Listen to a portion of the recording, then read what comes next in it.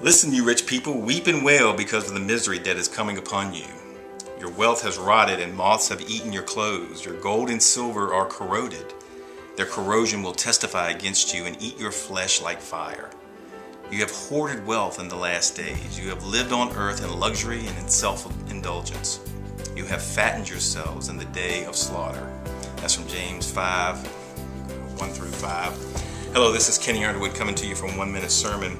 I'd like to read a few facts to you from a book entitled The Hole in Our Gospel. It's written by Richard Stearns, who's the president of World Vision. And I think these facts will startle you. First of all, the good news is if you live in the United States, most likely you're a pretty wealthy person.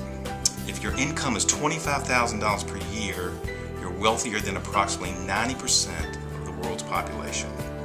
If you make $50,000 or more per year, you're wealthier than 99% of the world's population. Almost half of the 6.7 billion people that live on the planet make less than $2 a day.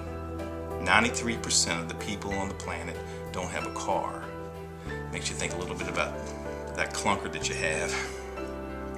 So he examines the American church in this book to see how we're doing there. And the American church, the American Christian church today is the wealthiest community of Christians ever assembled in the history of Christianity.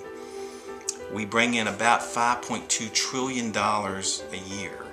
So how do we do when it comes to distributing that or giving? We fail miserably. Actually, only in 2005, only 5% of American households in the United States tithe, which means giving 10% of their income. The actual average was about 2.5%.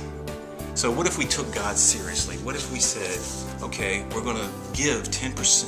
If all of us Christians in the United States gave 10% instead of the average 2.5%, it would bring in an additional $168 billion to be used for God's glory around the world.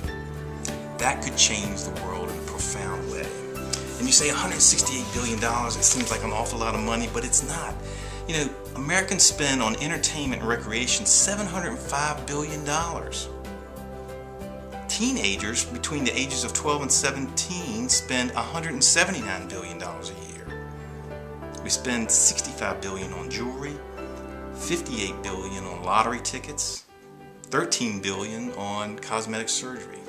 The list goes on and on. If we were to increase our giving an average 10%, it would show the world what Christianity is about. It would show the world what the American church could do for the world, and that could make a profound difference in the world.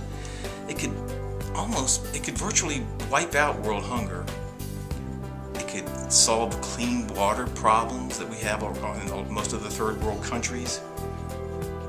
And it goes on and on. It could just totally make a huge difference in the world.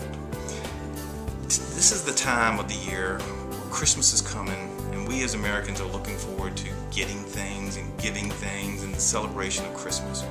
We have been blessed so much. And God tells us in Malachi that if we test Him in this, He says, and see if He will not throw open the floodgates of heaven and pour out so much blessing that you will not have room enough for it. He tells us that in Malachi. So let's test Him in it. Let's give more. Let's dig a little deeper and show the world what Christianity is all about, and that is giving and love. There's your 1 minute sermon. God bless.